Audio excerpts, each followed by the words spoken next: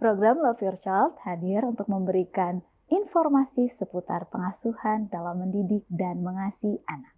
Jangan lupa subscribe YouTube channel Love Your Child dan nyalakan notifikasinya.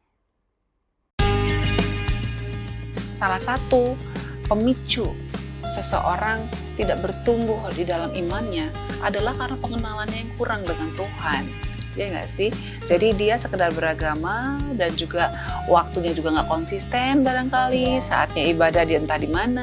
Itu sebabnya memang sejak kecil seharusnya anak-anak sudah dikenalkan pada siapa Tuhan kita. Ya, suasana ibadah itu harus menyenangkan. Jangan dijadikan sarana untuk menguliti anaknya, mempermalukan anaknya atau menegur, mempermalukan dosa-dosanya di situ gitu ya. Kita harus banyak bicara, dalam arti banyak bicara bukannya kita ngomong terus, tapi maksud saya banyak kesempatan yang kita buat untuk berdiskusi tentang ini. Kita ceritakan dulu tentang sosok-sosok yang perlu diteladani, misalnya tentang kejujuran tuh siapa tuh, si Yusuf ya kan.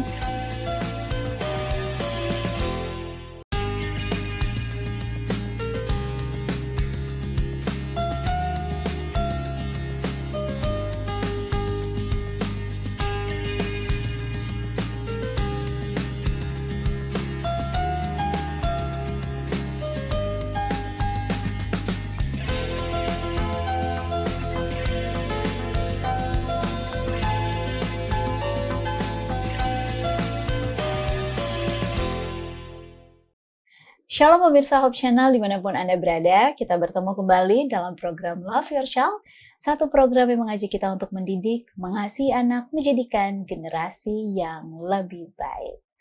Saat ini kita masih berada dalam seri yaitu mengenai beriman atau teis, agnostik, dan juga ateis. Dan judul pembahasan kita kali ini adalah mengenalkan Tuhan pada anak dan juga remaja.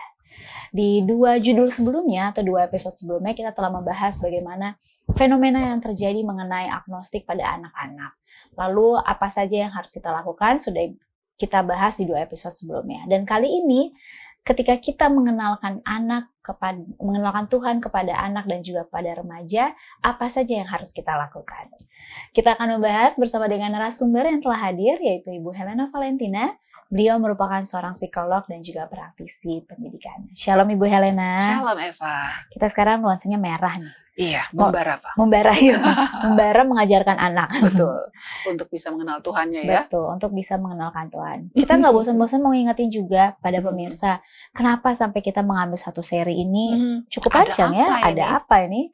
Karena kita harus kembali mengingatkan Indonesia adalah negara yang berdasarkan Pancasila. Dan salah satu sila yang utama adalah ketuhanan yang Maha Esa. Berarti ya sudah selayaknya sebagai warga negara Indonesia kita perlu untuk menjaga nilai-nilai ini tetap terjaga di rumah kita masing-masing. Betul. Berketuhanan yang Maha Esa artinya menyembah Tuhan dan meyakininya dengan sepenuh hati. Nah, betul sekali. Nah, saat ini kita langsung membahasnya mengenalkan Tuhan kepada anak dan remaja. Kayaknya saya rasa sih kalau dari lahir tujuan kita juga langsung mau mengenalkan Tuhan kepada anak-anak kita ya Bu Helena. Ini maksudnya apa sih Bu Helena, lebih ke arah mana? Kan tadi di episode sebelumnya kita sempat berdiskusi ya Pak ya, bahwa salah satu pemicu seseorang tidak bertumbuh di dalam imannya adalah karena pengenalannya yang kurang dengan Tuhan. Ya nggak sih? Jadi dia sekedar beragama dan juga waktunya juga nggak konsisten barangkali, saatnya ibadah dia entah di mana, begitu dimarahin ntar nongol gitu kan. Ada jalan-jalan, mau retret tiba-tiba hadir gitu kan. Terus nggak ada retret lagi ya hilang lagi. Nah kalau keagamaan seperti itu kan jadi menunjukkan bahwa dia tidak punya waktu atau komitmen yang baik ya untuk beribadah atau menyembah Tuhannya, kan gitu kan. Dan kenapa tidak ada komitmen itu? Ternyata salah satunya adalah dimulai dari pengenalan Tuhan yang kurang baik atau terlalu minim pengenalan dia akan Tuhan. Itu sebabnya memang sejak kecil seharusnya anak-anak sudah dikenalkan pada siapa Tuhan kita. Apa sih yang harus kita lakukan kepada Tuhan, dan apa sih yang Tuhan sudah buat, kenapa kita harus menyembah Dia, itu perlu sejak kecil ditanamkan pada anak-anak kita. kalau judul kita saat ini kan ke anak dan remaja, berarti caranya kita tuh kepada anak, dan pasti kan kalau anak-anak apalagi dari 0 tahun Iya, beda lah ya pastinya. iya, Dan ke remaja apakah mungkin nih Bu Helena, iya. anak yang sudah dia meragukan Tuhan gitu kan, dia sempat terucap kayak memang Tuhan tuh ada, Apakah bisa kita kita masih bisa nggak iya dikenalkan masih dengan bisa nggak Tuhan? kita kenalkan dia ke Tuhan? Iya, yang pasti dari penelitian Barna ya, itu anak-anak yang masih usia belasan, itu sebenarnya dikenalkan Tuhan justru lebih powerful. Gitu biasanya justru di usia belasan itulah ketika dia bisa berjumpa dengan Tuhan, dalam arti dia bisa tersentuh hatinya ketika punya pengalaman religius, bagaimana dia bergumul dengan masalahnya lalu dia libatkan Tuhan di situ, at the end dia bisa menemukan, oh ini rencana Tuhan ternyata baik buat saya. Wah, itu powerful banget, membuat dia jadi pengikut Tuhan yang setia gitu. Dibandingkan setelah dia dewasa baru kenal Tuhan, biasanya agak-agak penuh perjuangan ya. Karena apa? Karena dia sudah terlalu banyak waktunya habis untuk bekerja dan persoalan-persoalan hidup, sosial dan sebagainya, sebagai orang yang mungkin sudah punya tanggung jawab keluarga gitu. Tapi kalau masih belasan tahun, dia masih punya cukup waktu dan juga belum terlalu banyak dia kena pengaruh gitu. Sudah banyak sih, tapi tidak sebanyak orang-orang yang sudah dewasa. Dan penelitian dari Barna ini menemukan orang-orang yang mengenal, khususnya ini karena Barna ini adalah lembaga penelitian Kristen. Jadi orang-orang yang mengenal Tuhan dan memilih Kristus di dalam agama Kristen, maksudnya memilih menjadi Kristen pada usia belasan tahun, itu lebih kuat anak-anak dan remaja. Itu adalah masa-masa yang sangat powerful untuk mengenalkan Tuhan pada mereka. Dan itu sebabnya kita perlu mengajarkan mereka dari sedini mungkin ya. Berarti jawabannya masih bisa. Sangat bisa. Tapi memang tentu saja beda pendekatannya dengan pendekatan pada anak-anak. Kalau kita sudah mengenalkan dari dini, sejak dia masih belajar ngomong gitu, sudah kita kenalkan pelan-pelan, tentu saja akan lebih mudah. Lebih mudah untuk dia melewati masa remajanya. Tapi kalau waktu kecil sempat ya terabaikan seperti itu, ya kita memang perlu bergumul. Tapi pasti bisa dengan orang tua yang konsisten dan juga punya semangat yang tinggi. Tidak ada yang mustahil. Justru nanti hasil malah bagus. Wah, kalau gitu nih kita langsung masuk. Berarti kita mau pendekatan ke anak. Katanya beda kan, apalagi kalau anak remaja, mereka pasti berpikirnya lebih logis dan segala macam. Apa yang harus kita lakukan? Dasarnya dulu deh Bu Helena, mengenalkan Tuhan ke Tuhan. Ajarkan dia untuk berkomunikasi dengan Tuhan. Kenalkan dia tentang siapa itu Tuhan. Kita bisa bilang mungkin kamu tahu kue ini nih, ini siapa yang buat? Mami. Iya. Kamu tahu? Tadi kan aku lihat Mami masak, gitu kan prosesnya. Oke. Terus baju ini siapa yang buat? Itu tukang jahit deh. Loh, kok kamu tahu? Kan Mami waktu itu masih kain terus sekarang udah jadi baju. Dia ada yang bikin. Oke, berarti semua ada yang bikin ya nak ya. Nah kalau begitu bagaimana dengan langit? Bagaimana dengan matahari? Bagaimana dengan pohon-pohon? Pasti ada yang ciptakan kan? Iya ya, siapa ya Mam? Itu Tuhan.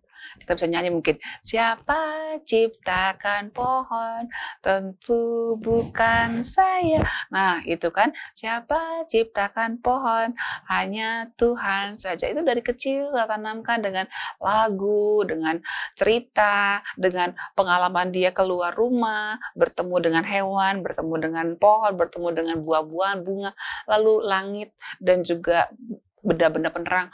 Wah, itu akan sangat memberikan dia wawasan baru bahwa semua itu ada yang ciptakan. Tidak mungkin sesuatu terjadi mendadak. Betul. Ya kan? Bisa nggak Mami bilang, roti mana sini? Jadi bisa kan? Ada roti, ya kan? Mesti dibikin dulu gitu. Jadi semua juga ada yang ciptakan. Nah, yang ciptakan semua ini adalah Tuhan, termasuk Mami. Kamu juga yang ciptakan adalah Tuhan gitu. Oke, jadi perkenalkan dulu kepada mereka ya. Sosok Tuhan itu apa sih yang membuat kita memilih untuk menyembahnya. Nah yang kedua, ajak dia berkomunikasi melalui doa.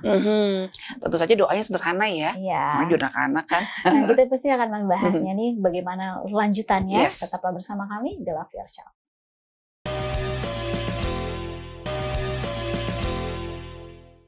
Kembali lagi di Love Your Child dan kita masih membahas, mengajarkan atau mengenalkan Tuhan kepada anak dan remaja masih dalam seri beriman, agnostik dan juga ateis. Nah, lanjut Ibu Helena, tadi kita pertama sudah dikasih tahu Iya.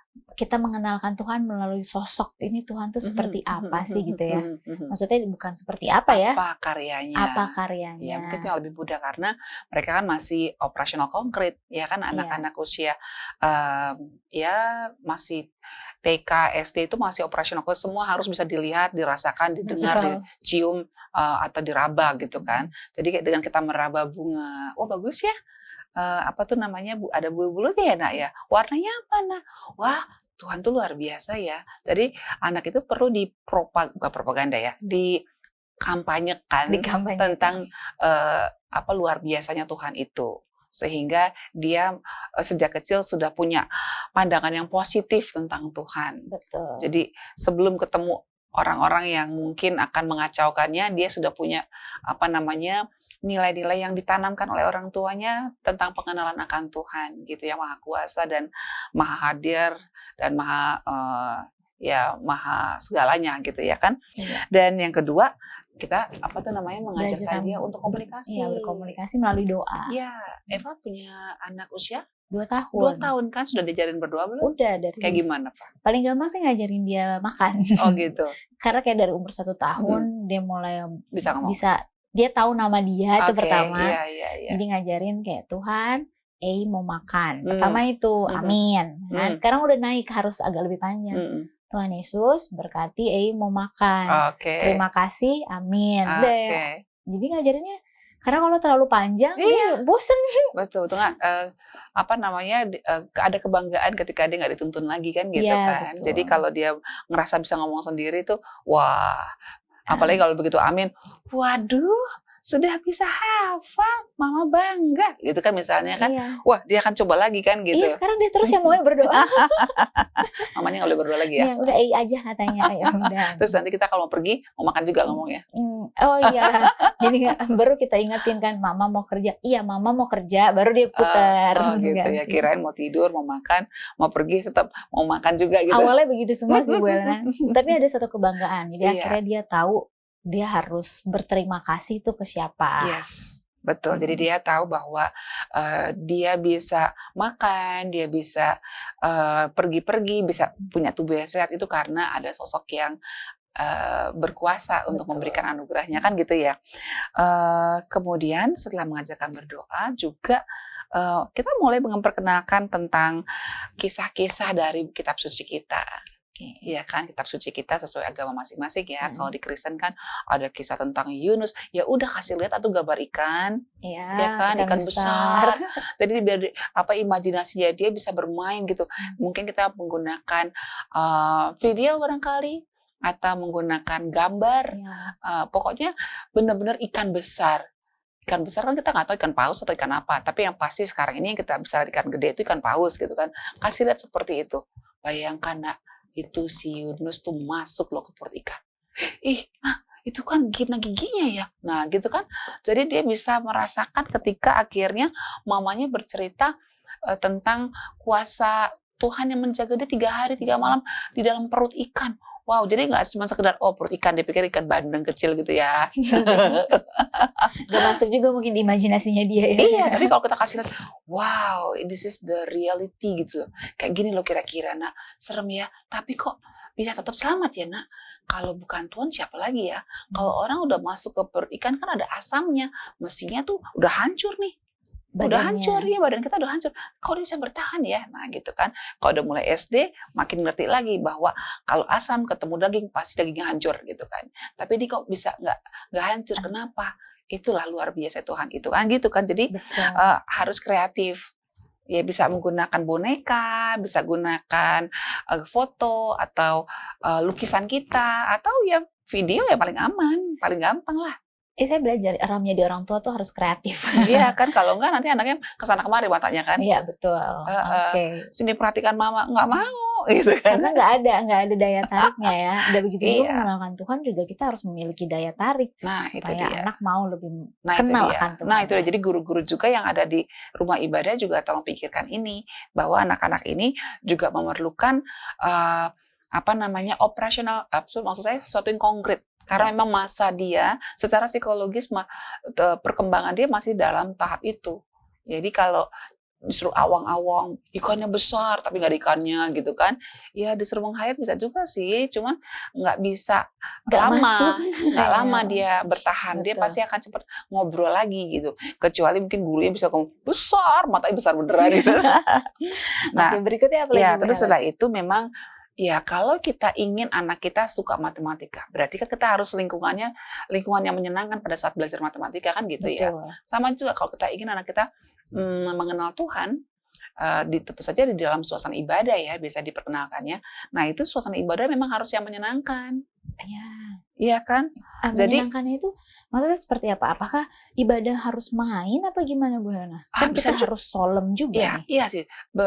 Gini, kan tiap anak tuh berbeda-beda ya. Jadi kalau Iya. misalnya tahapannya masih di usia 3 tahunan, nggak mungkin lah kita suruh dengerin khotbah gitu kan. Iya. Mau nggak mau kita bermain kan gitu kan. Bermain dalam arti sambil bergerak begitu barangkali ya kan. Ikan kecil berenang ya harus bergerak. Tapi kan kalau orang dewasa enggak dong, Iya, benar. ya kan, enggak dong, ya kan. Seperti itu. Terus kemudian suasana ibadah termasuk ibadah keluarga itu harus menyenangkan juga. Kadang-kadang orang tua lupa nih, wah saatnya ibadah itu kesempatan dor anaknya gitu kan. Akhirnya kan anak-anak punya trauma, wah jadi ibadah deh, nanti kita dibuka semua, dikulitin sama si mami gitu ya. Dikulitin sama si mami nanti itunya kejelekan kita.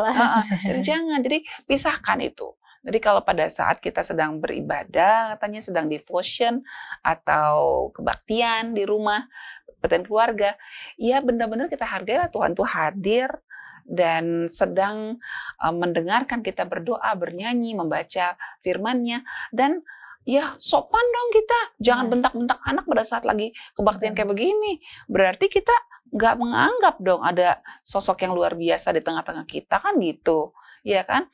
Nanti kalau dijadikan alasan untuk memperbaiki perilaku, ya cukup dibacakan, tapi jangan sampai diomel-omelin, ditegur keras gitu.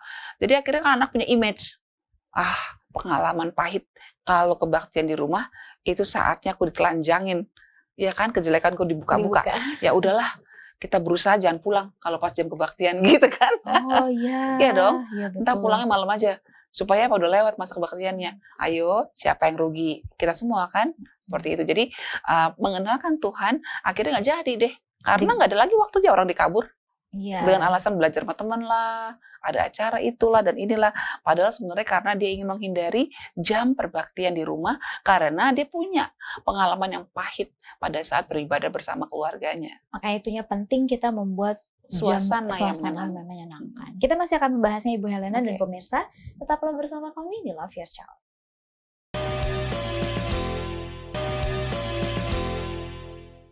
Kembali lagi di Love Your Child dan kita masih membahas mengenalkan Tuhan pada anak dan remaja. Ini masih dengan anak ya berarti ya Bu Helena. Tadi berarti sebelumnya kita membahas buat suasana ibadah ini menyenangkan.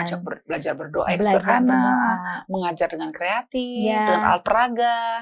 Seperti Tuhan juga kan kasih perumpamaan loh, ya kan? Kemudian ya suasana ibadah itu harus menyenangkan. Jangan dijadikan sarana untuk menguliti anaknya, mempermalukan anaknya atau menegur, mempermalukan dosa-dosanya di situ gitu ya. Maksudnya secara berlebihan gitu ya, kan kalau terlalu berlebihan anak jadinya punya trauma yang mereka nggak mau. Jangan, Pak. Biar aja ya kalau kita mau buka kejelekannya nanti ya, bukan buka ya, maksudnya mau ditegur nanti selesai dulu itu. Biarkan ibadah ya ibadah gitu.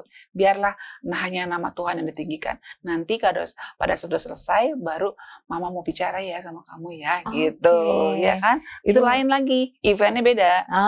Jadi memang kita harus pisahkan ya jam ibadah, jam menegur anak ya pas lagi menegur. Berikutnya apa lagi Bu Helena? Nah, yang pasti ini untuk remaja dan anak-anak sama nih. ajarkan anak melalui teladan.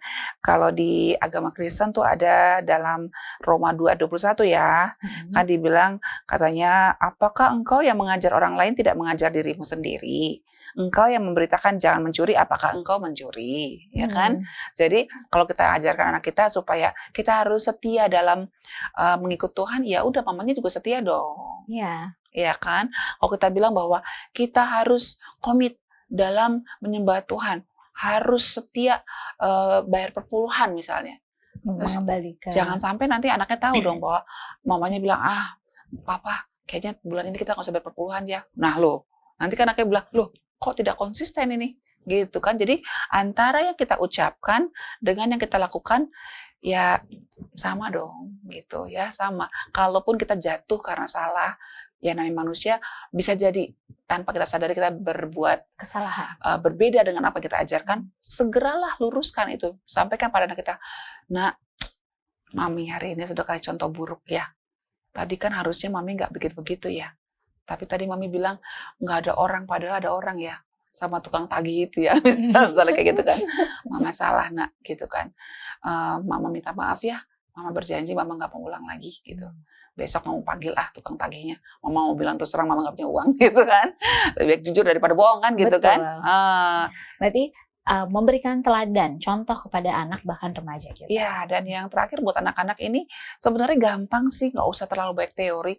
Tiru aja apa yang Tuhan Yesus lakukan pada saat dia melayani selama 3,5 tahun di bumi ya. Jadi ketika dia mengajarkan orang lain kan selalu memberikan kesempatan untuk bertanya, diskusi, kok nggak ada capeknya ya? Ya Iya. itulah seorang guru. Jadi kalau kita sebagai orang tua kan adalah guru pertama bagi anak-anak kita, khususnya guru-guru yang akan memperkenalkan Tuhan pada anak-anak kita. Jadi ya tirulah Tuhan Yesus, ajak mereka berdiskusi, jangan bosan untuk mendengar pertanyaan mereka. Kalaupun kita sudah lelah, kita boleh sampaikan, nak, mama senang loh kamu bertanya, boleh nggak mama jawabnya besok nak? Mama kehabisan suara, gitu kan? Misalnya kan, rendah hatilah kita bilang bahwa kita capek gitu loh. Kita bilang besok boleh ya mama jawab ya nak. Seperti itu. Jadi anak-anak tidak akan merasa bahwa keraguan dia, kebingungan dia itu dibiarkan, ya. Gitu. Nah demikian juga pada saat nanti dia mau remaja, Fa.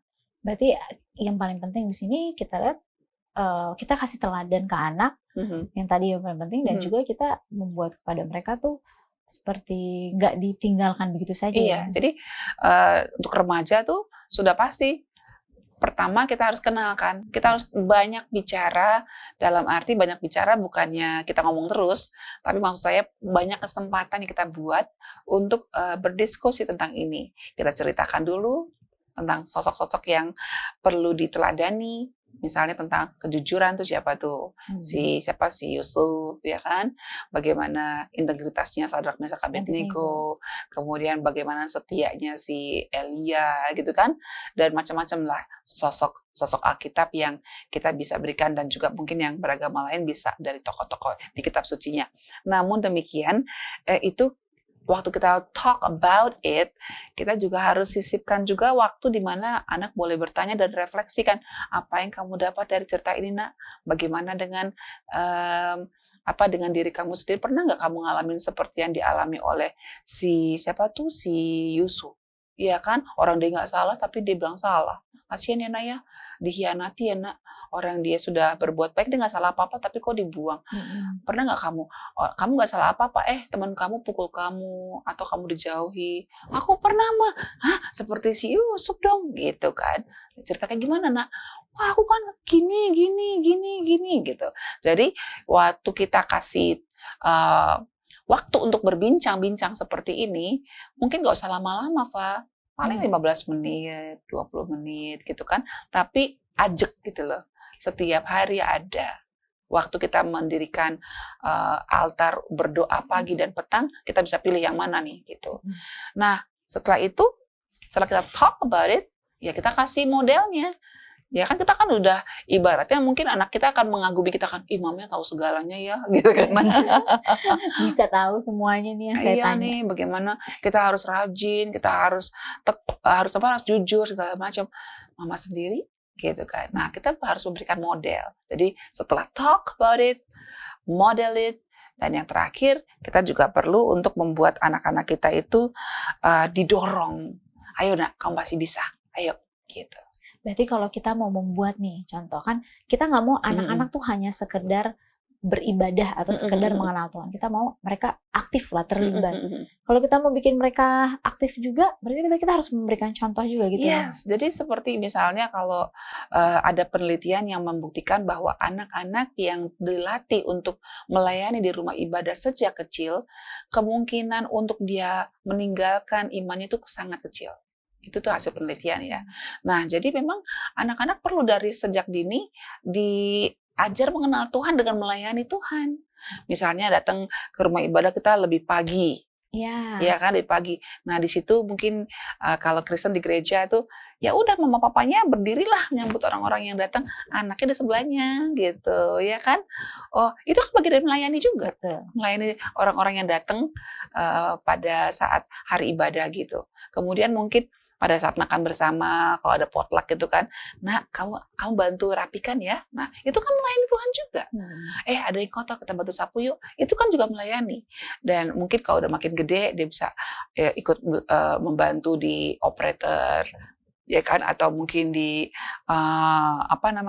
piano gitu ya, main musik di tempat ibadah, atau mungkin pekerjaan-pekerjaan lain yang dibutuhkan pada saat menjalankan ibadah seperti itu. Jadi ketika anak-anak dilatih untuk melayani di rumah ibadah, maka itu akan membuat dia menjadi bagian, merasa dia bagian dari komunitas ini, ya kan? Dia bukan